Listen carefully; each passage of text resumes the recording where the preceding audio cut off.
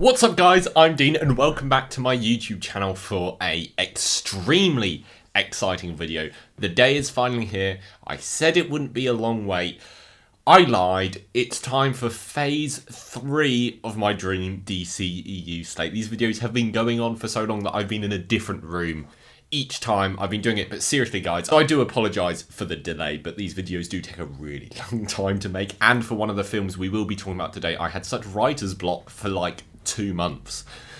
So a lot of work has gone into this and I hope you enjoy, and hopefully part 2 of phase 3 won't be as long as the other parts, but this time I'm not going to make any promises.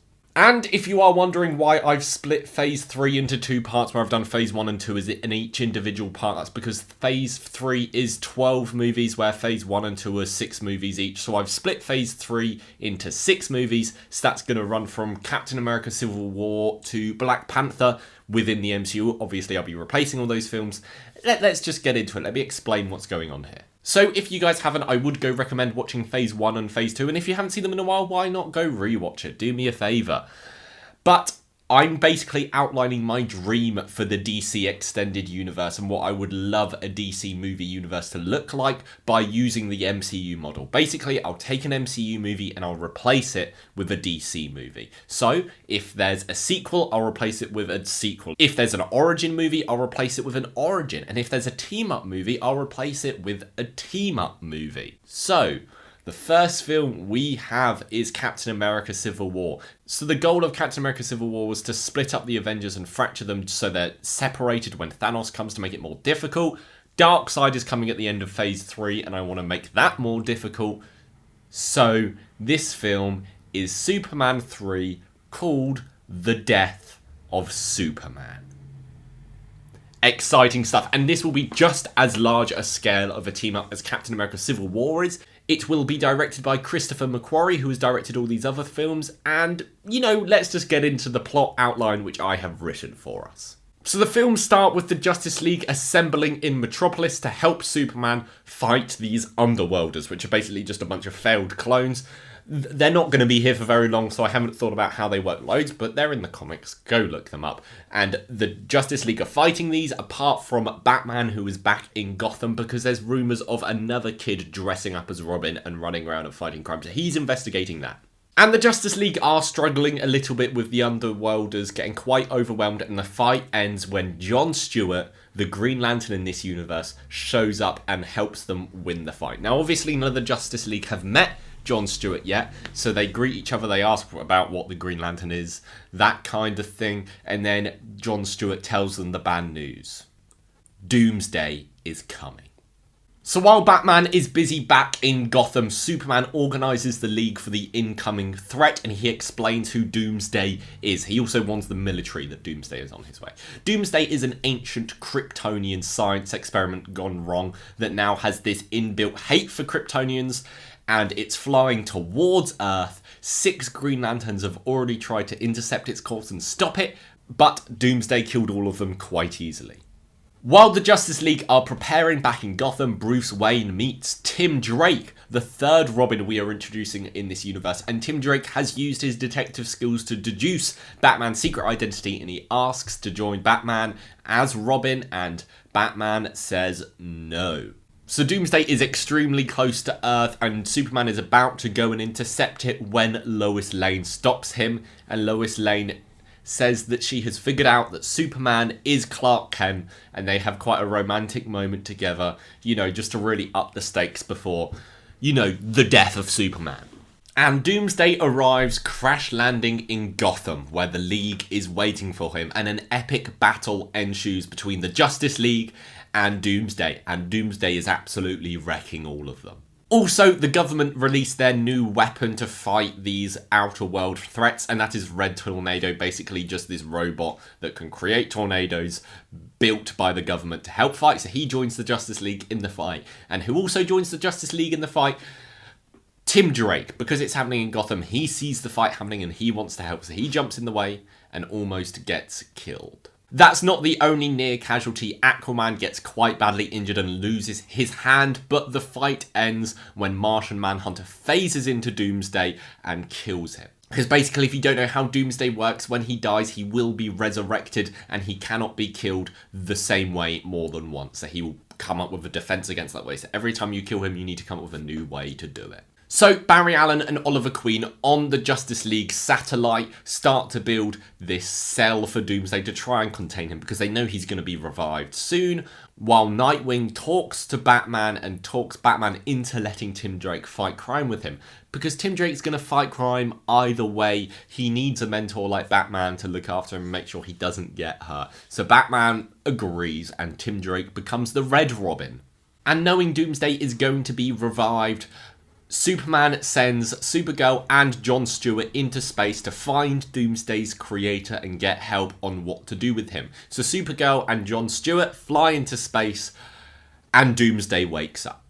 Doomsday quite easily escapes its cell and destroys the Justice League satellite pretty much, meaning Superman has to save everyone on the satellite. Doomsday is on Earth's service, wreaking havoc, so Superman and Doomsday fight one-on-one, and slowly, as Justice League members gather themselves back up, they join the fight too. And Bizarro joins the fight too, because he's floating around on this planet as well.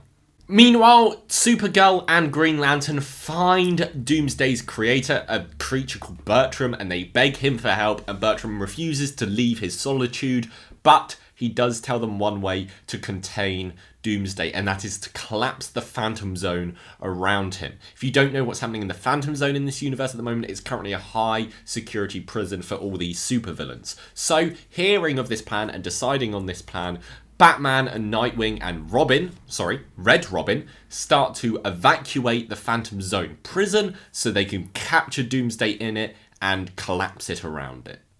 And all the prisoners are being moved into a facility beneath Queen Industries. So Supergirl and Green Lantern are now back on Earth, and Supergirl has the device to capture Doomsday in the Phantom Zone and flies to stop it, where Doomsday is about to kill Supergirl. Superman jumps in the way, opens up the Phantom Zone, and punches Doomsday in, and the door seals and Doomsday is trapped, and they've defeated him. But Superman turns around, and there is a hole in his chest where Doomsday stabbed him, and he falls to the floor, dying. Lois Lane rushes up to Superman, and they have a tearful goodbye as Superman dies in his arms, and even Batman sheds a tear. Now, an epilogue for this film is a massive funeral for Superman. Thousands there to mourn him. Lois Lane gives a very heartfelt and tearful speech, and so does Jimmy Olsen.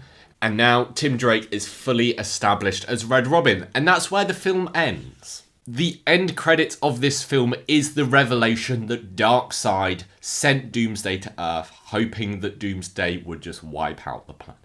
So that's our first film over and done with, but first we need to go through our casting. So I'm going to go through the casting of all the characters I've already cast in a previous videos, and then I'll get to the new characters. So as Superman, we have Henry Cavill. As Supergirl, we have Natalia Dyer. As Lois Lane, we have Amy Adams. As Jimmy Olsen, we have Nathan Kress. As Batman, we have Jake Gyllenhaal. As Nightwing, we have Timothée Chalamet. As The Flash, we have Nicholas Hoult. As Wonder Woman, we have Gal Gadot. As Aquaman, we have Chris Evans. As Martian Manhunter, we have Idris Elba. As Green Arrow, we have Charlie Hunnam. Amanda Waller also briefly appears in this film as she is the one to release Red Tornado, and she is played by Viola Davis. Batgirl has a brief role in this film as Batman leaves her to protect Gotham while they try and stop Doomsday. She's played by Haley Steinfeld.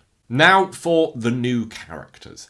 As Red Robin, I've cast Terrell Jackson Williams. As Red Tornado, I've cast Mikaad Brooks, who you might recognise as Jimmy Olsen from the Supergirl TV show. As Bertram, the creator of Doomsday, I've cast Clancy Brown. He will just be voice acting as it will be a CGI creature. Clancy Brown plays Surtur in Thor Ragnarok and is also Mr. Krabs. And Doomsday won't have an actor because it's just one hulking CGI monster. And that's the end of movie 1. Movie 2 in the MCU Phase 3 is Doctor Strange, and in the DCEU I am swapping it with Shazam. And Shazam is going to be a very easy movie to talk about, because this is the first time I'm doing this in this series. I'm not changing the original movie at all. I think Shazam really fits the vibe and the tone I'm trying to capture with this universe, and all I'm going to change about this film is I'm going to make it more connected to the rest of the universe with references to Superman's death, etc, etc. And at the end of the movie, when Superman turns up, obviously it can't be Superman because he's dead. It's going to be the Flash instead. But I will be changing the end credits to Brainiac approaching Earth now Superman is dead. And the cast is going to be exactly the same, obviously, with the entire Shazam family sticking to who they are. And I'm going to have Mark Strong as Dr. Sivana once again. That was an easy film to talk about. Moving on to movie 3 in phase 3 of the MCU, we have Guardians of the Galaxy Volume 2. So what sequel am I going to replace this with? A Wonder Woman sequel. This is the second Wonder Woman movie in this universe. Nothing like Wonder Woman 84. Don't you worry.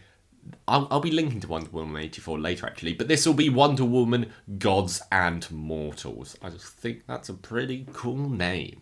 I'm getting my Be Real notification, so before I go into this, I'm just going to take my Be Real.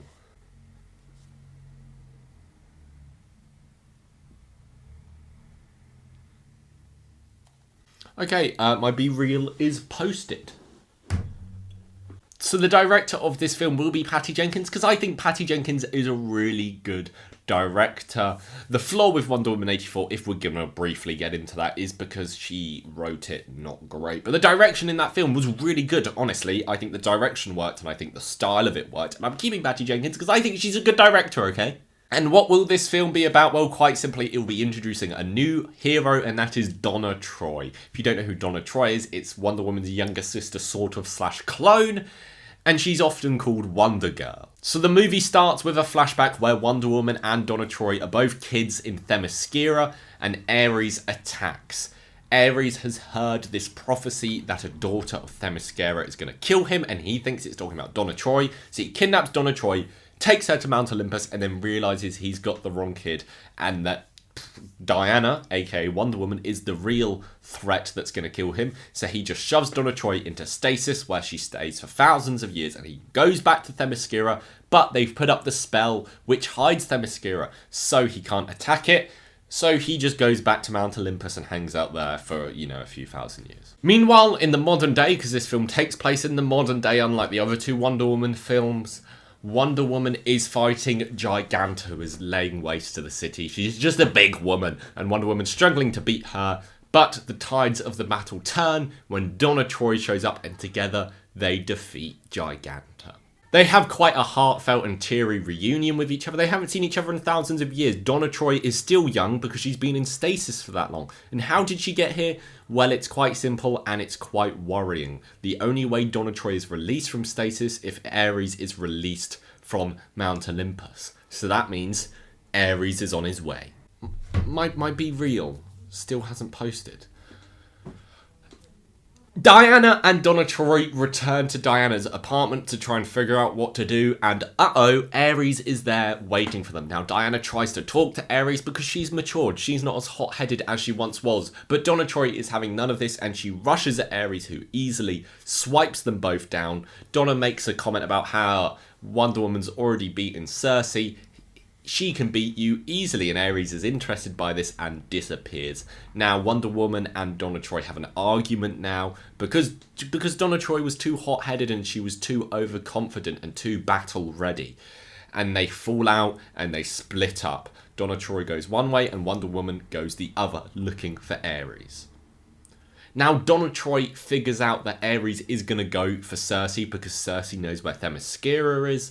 So, Donna Troy goes there first. Now, if you don't remember, Cersei is underneath Queen Industries because in the last film, she was moved there when they took Doomsday to the Phantom Zone to collapse him in there. So she goes to Queen Industries and is stopped by Green Arrow, and they have a bit of a fight, a bit like Falcon showing up in Ant-Man. It's kind of that sort of energy, and there's some quips and there's a bit of a fight.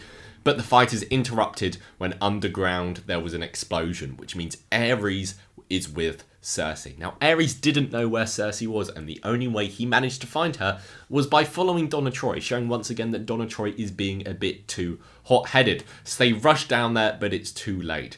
Ares has found out where Themyscira is, and he kills Cersei.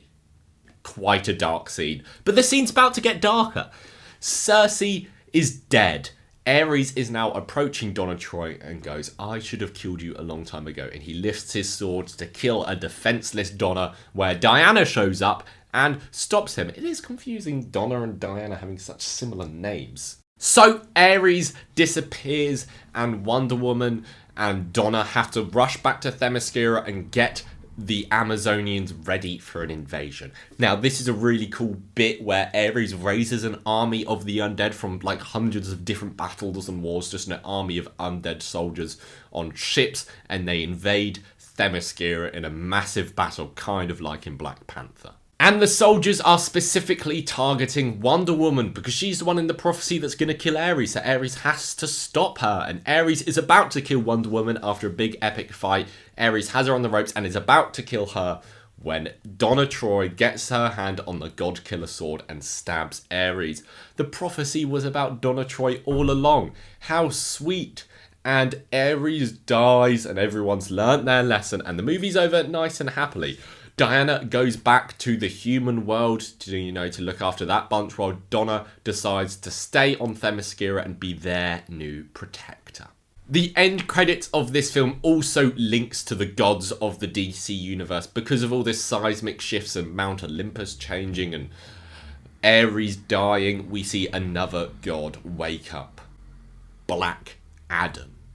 Okay, so the castings we already have is Gal Gadot as Wonder Woman, Isa Gonzalez as Cersei, and Charlie Hunnam as Green Arrow. And introducing, we have Jenna Ortega, I think that's how you say it, as Donna Troy. I think she would be a great Donna Troy. As Ares, we have Daniel Craig. I have nothing against, is it David Thewlis who played him in the first Wonder Woman film? But I think Daniel Craig would absolutely kill this role. I think he would be great. And as Giganta, I thought I'd cast Bryce Dallas Howard. I thought that would be a fun, small part for her. We're now over halfway through, and this is the movie I am most excited about. Out of my entire 20-plus movie slate I have planned, this is the movie that makes me the most excited, which is a bit silly because none of these movies are going to happen, and it's all a fictional thing I've created in my own mind about fictional things. But if this film happened, I would be so happy. This is a direct lead-on from the death of Superman, but it's a different sort of film. Movie 4 in Phase 3 of the MCU is Spider-Man Homecoming, and I am replacing this film with The Reign of the Supermen.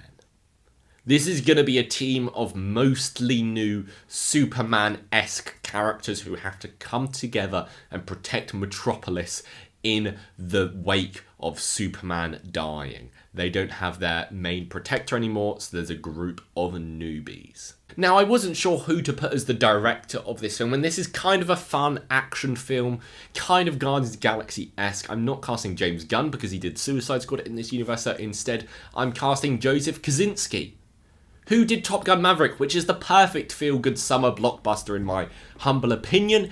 And also, he knows how to do these kind of sequels where it doesn't completely link to the main movie, because he's done Top Gun Maverick, he's done Tron Legacy. He's a good director. I've chosen him. Okay, I've written probably a bit too much for the plot of this film, but let's get into it. I'm also realising I'm being very animated with my hands while I talk. So the movie starts with a character called Hank Henshaw and his wife and a few other astronauts on a satellite in Earth's orbit, and Brainiac arrives. This creates solar flares and all kinds of radioactive energy which hit the satellite, and they all start dying horrifically and quickly just through gross mutations, that sort of thing. So Hank Henshaw, being the genius scientist he is, has made this machine which can upload a human consciousness into a computer, and he starts prepping it to upload his wife's consciousness. But his wife dies before he can activate it, so instead he uploads his consciousness to this machine.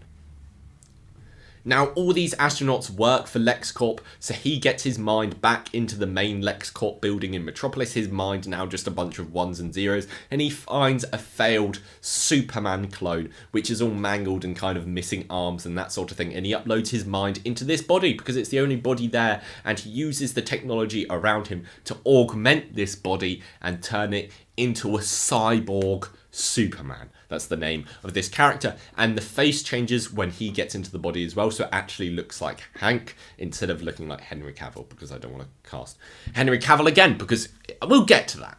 So that is the first member of this team, Cyborg Superman. And now Superman is dead, Brainiac is invading Metropolis, and there is carnage. There's not loads of casualties in this war. I'll put this out now because all these bots go down and just order the people around, and the people obey for the most part. So there's not loads of casualties, but there's a lot of destruction, and it's still pretty bad, and Brainiac needs to be stopped. So these individuals come out of different places to fight this threat. Firstly, we have two characters we've already met, that is Supergirl and Bizarro. Together, they both join the fight to try and defeat Brainiac. We also get Cyborg Superman joining in, a character we met in the opening of this film. We then get Steel. If you don't know who Steel is, he's just a human in an enhanced suit, which he's kind of augmented Kryptonian human tech to make a cool armor with a big hammer and a really cool cape. We also get the Eradicator, which is kind of an ancient Kryptonian AI which tries to make all cultures like Krypton, and it's not great, but it still wants to protect Metropolis because it hears about Superman's death and flies to Earth and landed on Earth and is now fighting in this battle. And finally, we have Superboy, another government weapon released by Amanda Waller to try and save the city. These 6 Supermen meet and fight Brainiac, but they lose quite quickly and are thrown to the surface of Metropolis. They lose because a lot of these characters are kind of lacking humanity within them. Superboy has never really seen the outside world, so he doesn't have humanity for that reason. Cyborg Superman has lost his humanity, now he's half robot. The Eradicator is an AI, so a lot of these characters are kind of lacking this humanity. And in this first fight, something really sad does happen, and Bizarro is killed very early on into the film. Big shock, big sad. Because of Supergirl said so, they go and hide at Lois Lane's apartment, where Jimmy Olsen also is. And at this point, Metropolis has pretty much fallen. But in Lois Lane's apartment, we get some really good moments of bonding between these Supermen. Firstly, Jimmy Olsen helps the Eradicator understand humanity. Supergirl and Lois Lane bond with Superboy because this is a clone of Superman. It's like he's back, but not really. But he kind of is. And meanwhile, Steel uses his technological expertise to help fix Cyborg Superman's parts. Now, once we've had all these sweet bonding moments, Lois Lane presents them with their plan of how to infiltrate Brainiac's mothership, and they carry out this plan pretty flawlessly. We're about halfway through the movie now. They get onto the ship, they take out a bunch of the bots, they confront the main Brainiac. Cyborg Superman steps up to him and kills him. You'd think the movie's over now, because Brainiac's on the floor. He's dead. His head is open, and we now see that Brainiac was actually a robot all along, which is true in the comics if you didn't know that. And they're like, oh, that's good. But before they can celebrate too much, Cyborg Superman turns around and his red eyes turn green. Brainiac's AI has entered this body and taken over Hank Henshaw, meaning that Cyborg Superman is now Cyborg Superman Brainiac. I'm just going to call him Superman Brainiac? Brainiac Superman. I've got it written down. I'll call him Brainiac Superman for ease, because he is now the main villain of this film. Big twist. Now they go to fight Brainiac Superman, but once again lose and are thrown to the surface, and they go to a new hiding place to discuss what to do. They find out Brainiac Superman's plan is to take over LexCorp and create more Cyborg Superman clones, create an army of Cyborg Supermen and invade the entire Earth and destroy it. So Brainiac Superman starts making these clones and they come up with their plan. Steel used to work at Queen Industries, so he goes to Queen Industries, to the prison deep underneath. I've talked about this prison quite a few times now, so I'm not going to explain what it is, to meet with Lex Luthor, because this hub of cloning is happening inside LexCorp. He hopes Lex Luthor will give him the help he needs. And meanwhile, the Eradicator and Superboy have quite a philosophical conversation about humanity. Now, Lex Luthor does help Steel know how to get into LexCorp and stop this cloning process, because Lex Luthor doesn't want the world to end, and also Steel's a human, so he's kind of on this guy's side. So the plan is afoot. Steel and Superboy go to stop the cloning, while Supergirl and the Eradicator go to stop Brainiac Superman in the mothership.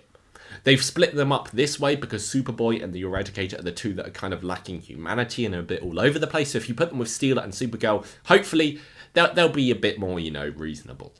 But things don't go exactly to plan. Straight away, Brainiac Superman throws Supergirl to the surface and is about to kill the Eradicator. Meanwhile, inside LexCorp, Superboy hears this with his super hearing and flies up and saves the Eradicator. So now it's the Eradicator and Superboy in Brainiac's ship, while Supergirl and Steel are on the surface. Now, Steel is attacked by 3 Cyborg Superman clones. They're slightly weaker than the original Cyborg Superman, but they're pretty much destroying Steel. So Supergirl rushes over to help him, and they fight these clones together and eventually defeat them. But that's not the interesting conflict going on here. The interesting conflict is up in the mothership. The Eradicator and Superboy are facing down Brainiac Superman. And how do they try and defeat him?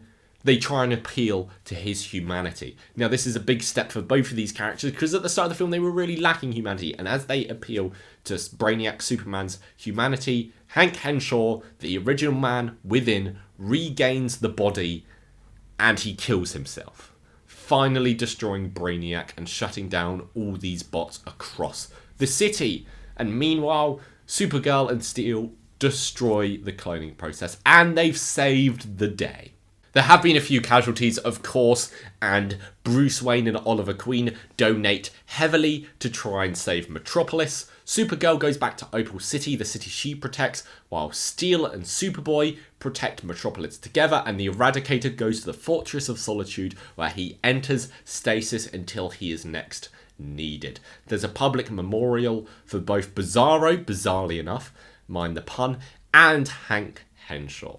That's the end of the film. There's 2 end credits for this film. The first one is Booster Gold arriving in the modern day, excitingly enough. And the second one is a Brainiac bot which was flown into space awakening, showing that Brainiac is still alive.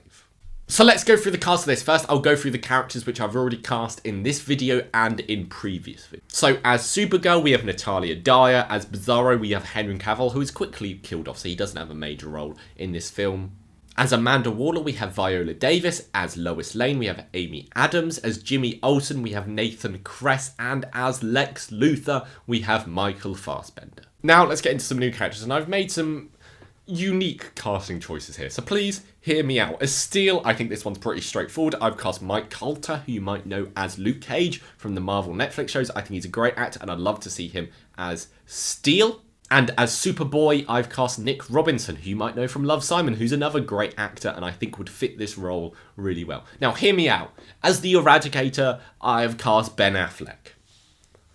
I'm not sure why, I just feel like Ben Affleck could really do this character, and in this parallel universe where these films exist, Ben Affleck never played Batman, so we've never got that comparison. And as Cyborg Superman, I've cast Tyler Hoechlin, because he's a great Superman, but also I think I'd love to see him play this Brainiac Superman character as well. I think that would be really interesting. Now, who have I cast as Brainiac himself? Not with a massive role in this film, but definitely not a minor role. I've cast Christopher Eccleston, a man I adore. I think he's an amazing actor, and it's such a shame he didn't get the part he could have in the MCU, because we all think Malekith is pretty crap. We are now on the penultimate film of this video, so we're almost halfway through Phase 3. Movie 5 in Phase 3 of the MCU is Thor Ragnarok. In my dream DCEU slate, it is Batman, the Lazarus Pit. This is the 4th Batman film and the 4th one to be directed by Matt Reeves, because I think we can all agree the Batman is phenomenal. And I think originally in my TikTok series, I can't remember what this was specifically, but it wasn't a 4th Batman film. And this is the last Batman film we're going to get in this universe. And there's so many characters I was yet to do, and there were so many stories yet to explore, that I just had to do one more Batman movie, because there are so many great Batman stories, and this one I think would be really, really fun. So the movie opens exactly where we left Batman in The Death of Superman. Batman and Red Robin together protect Gotham, and here's the first new character I'm introducing, Catwoman. Catwoman is here, and she's a criminal, but Batman and Red Robin are using her as an informant. Batman and Catwoman do flirt a bit, but Batman's pretty standoffish, and Red Robin doesn't trust Catwoman at all. Now, throughout this film, we get frequent flashbacks to Batman's training all those years ago as a part of the League of Assassins. Here, we see him flirt with Talia al Ghul. The two of them are clearly in love, and Batman is trying to win her over slowly about his tactics of not killing, while Ra's al Ghul and Bruce Wayne get into lots of arguments about him not wanting to kill, while Ra's al Ghul is wanting to raise this guy up to become his successor in the League of Assassins one day. Now, the driving force in this film is Batman's guilt for letting Superman die. Of course, it wasn't his fault, but he's a broody superhero. What else is he gonna think? So, he knows Darkseid is coming, and he knows he can't stop Darkseid alone, and the world needs Superman, so he is planning on reviving Superman using the Lazarus Pit. He tells Red Robin and Batgirl about the Lazarus Pit and how he has to leave Gotham to go to the League of Assassins headquarters in Nanda Parbat and get some of the Lazarus Pit to revive Superman. So he leaves after having one more encounter with Catwoman and leaves Gotham in the protection of Red Robin and Batgirl. But the second Batman leaves Gotham, the League of Assassins strike because they know he's going for the Lazarus Pit. They have ears everywhere. They attack Red Robin and Batgirl, they take them out, and they kidnap them. So, as Bruce Wayne arrives at Nanda Parbat, the home of the League of Assassins, waiting outside for him is Talia al Ghul. And this is quite a frosty encounter between these two characters. And Talia tells him to go home. He says no, so of course, they fight. Now, Batman is the better fighter here, and he has the upper hand, until Talia al Ghul says one thing, which throws Batman off guard, giving Talia the upper hand to knock him out. What does she say? Well, she mentions that they have a son together, that Bruce Wayne never met because he left the League of Assassins before he was born to go and join the League of Assassins. This is news to Batman, that he has a son, and this, hits him. And so does Talia al Ghul as she knocks him out. Batman wakes up and he is in the center of the League of Assassins with Ra's al Ghul standing over him. Ra's talks about how disappointed he is in Bruce Wayne, saying that Bruce Wayne could have been his successor because they have the same goal. They want to eradicate crime. Just Bruce Wayne isn't brave enough to do what needs to be done. So, to prove his point and to get revenge on Bruce Wayne for trying to steal the Lazarus Pit, the thing that keeps Ra's al Ghul alive for centuries, is that he is sent a legion of assassins to Gotham, and they are going to stop all crime there extremely violently with a lot of murder.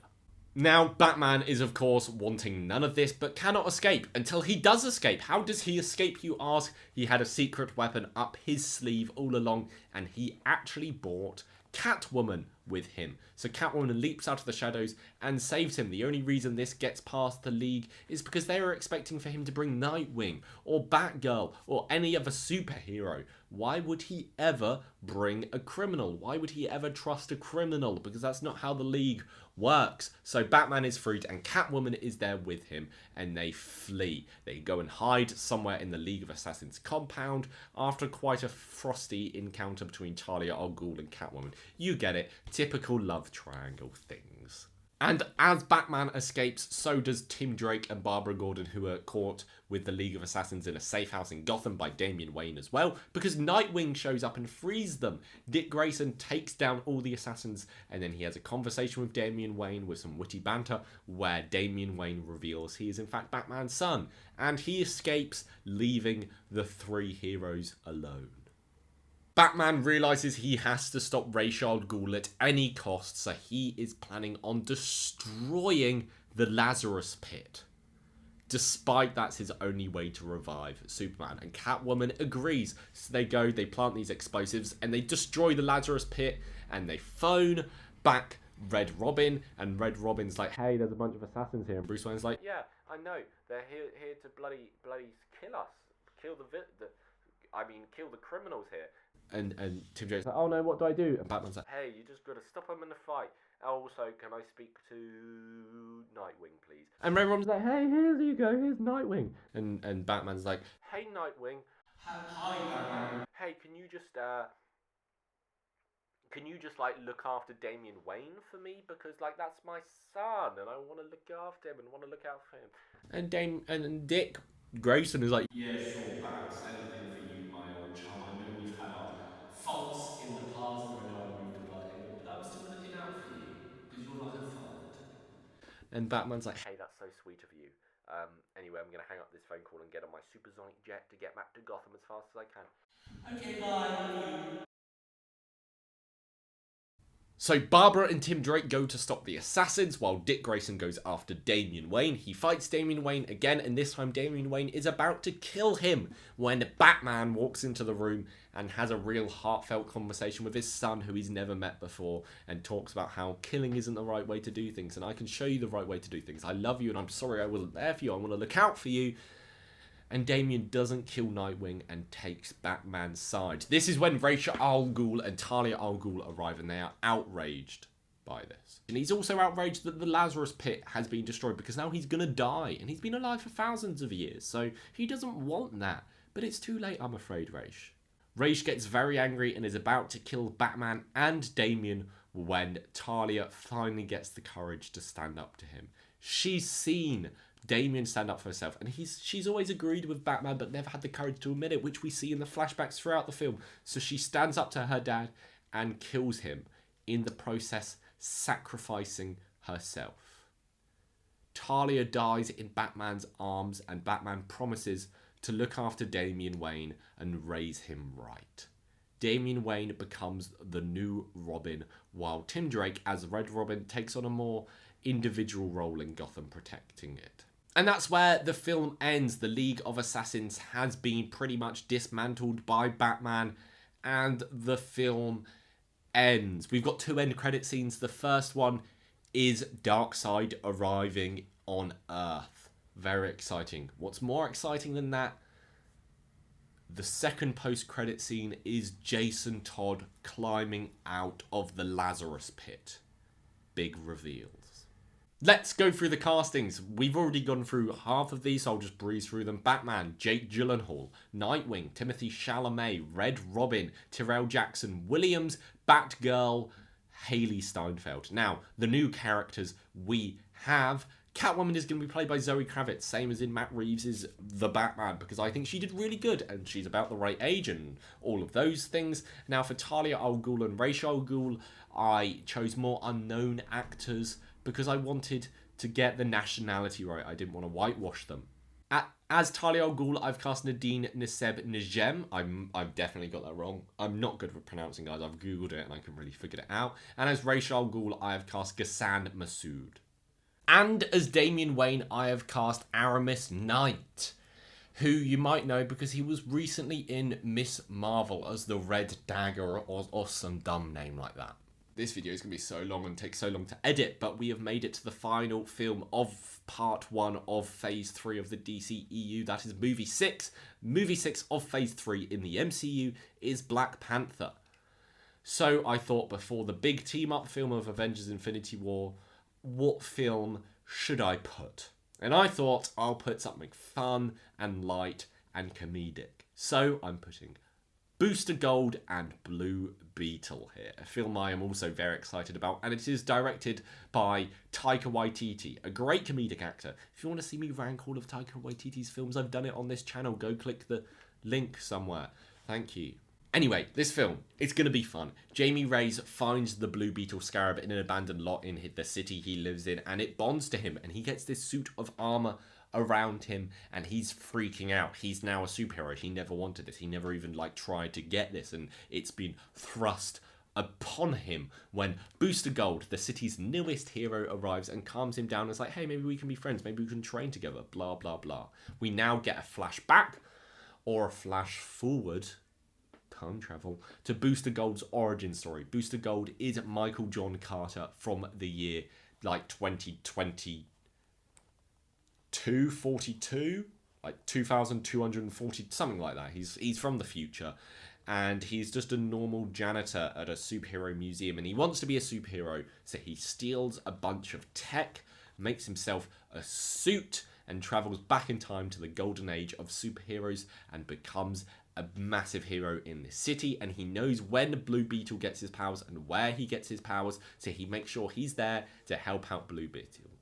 I should mention, Booster Gold also has an AI friend called Skeets who kind of guides him along and that sort of thing. Now, the two of these characters go and fight crime together, and they're not super adept at it, and it's quite a comedic series of scenes of them just fumbling their way through bank robberies and trying to stop this stuff, trying to train together, when a businessman, Maxwell Lord, comes and greets them. Maxwell Lord says he sees promise in these young heroes and offers them a sponsorship deal, and Booster Gold is straight on this. He's really excited. He's like, yeah, I'm 100% on board on this.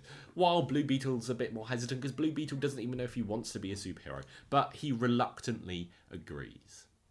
It's revealed that the only reason Maxwell Lord wants a partnership with these two is because he's working with Mr. Mind, a super intelligent caterpillar from the future, which we saw in Shazam end credit scene, not in this universe, in the actual movie Shazam, not my dream version of it, which is pretty much the same film. And Mr. Mind in the future was defeated by Blue Beetle, so he travels back in time to stop Blue Beetle, and he's offering Maxwell Lord all this futuristic tech which he can sell to help him stop Blue Beetle. And Booster Gold is just there as an added bonus. So the two of them continue trying to stop crimes together, and they're not doing great, and so Booster Gold returns to his time to get more tech to try and, make himself better. But he's a wanted man in his modern day and is hounded by the police, so he travels back to the time this film takes place, and this is when Blue Beetle discovers he's a fraud and not a real superhero from the future, just a man trying to make his way through. And they have a massive argument, and they fall out, and they go their separate ways. When they go their separate ways, Blue Beetle is kidnapped by Maxwell Lord and Mr. Mind, and they're trying to get the scarab off him so they can use his power and they can stop him and blah blah blah. But before they can, Booster Gold walks into Maxwell Lord's office and just starts ranting about Blue Beetle and complaining, not knowing that Mr. Mind's there and all this evidence is here. So it's quite a comedic scene of like Maxwell Lord edging around the office and like hiding evidence and like trying to cover things up while Booster Gold is just mindlessly ranting. And then he notices Mr. Mind, he freaks out, he runs away, he goes back to the modern day, and he surrenders. He lets himself be arrested. Skeets, his AI friend here, talks to Booster Gold and talks him into doing the right thing. So Booster Gold travels back to the modern day, to the 21st century, minutes before he entered Maxwell Lord's office, time travel shenanigans. And he enters the office again, and he basically just bluffs his way through. He goes, "Hey, Maxwell Lord, I know you've been working with Mr. Mind all along. I'm such a clever guy. I figured this all out by myself." And Maxwell Lord freaks out. This is quite a comedic scene of this guy being like, "Hey, you forced me to do it. He's a crazy man. Okay, I'm sorry." And Mr. Mind kidnaps Maxwell Lord, takes a few other hostages, and goes, "Hey, I'm going to kill these guys." But Blue Beetle is now freed, and together Blue Beetle and Booster Gold fight Mr. Mind, and they defeat him, and the film ends. Good vibes all round. At the end of the film, Blue Beetle says, "Hey, yeah, I'm happy to be a superhero now. I want to do this." While Booster Gold goes, "Hey, I should never have been a superhero. I should never have lied. I'm going to hang up my metaphorical cape because my cool costume doesn't have a cape." And Blue Beetle talks him out of it and says, "Hey, you're a real hero because you saved lives today." And Booster Gold and Blue Beetle become superhero pals. Let's go through the casting. So, as Blue Beetle, I have cast Sholo Madureina. I'm sorry if I got that name wrong. This is the guy that's going to play Blue Beetle in the upcoming Blue Beetle movie in the real world, and I thought, he looks cool, let's do that. And as Booster Gold, I've cast Joel McHale, who you might know from Community. I think he's a really fun actor, and I think he could really sell this character. I'm really excited about this casting. Skeets is going to be played by Jim Parsons, aka Sheldon Cooper from The Big Bang Theory. Maxwell Lord is going to be played by Pedro Pascal, still like he played him in Wonder Woman 84. This is the Wonder Woman 84 connection I alluded to earlier on. I think he'd be really fun in this role, to be honest with you. And as Mr. Mind, I've cast Taika Waititi, because Taika Waititi is going to voice this genius caterpillar because he needs to voice a character in every one of his films.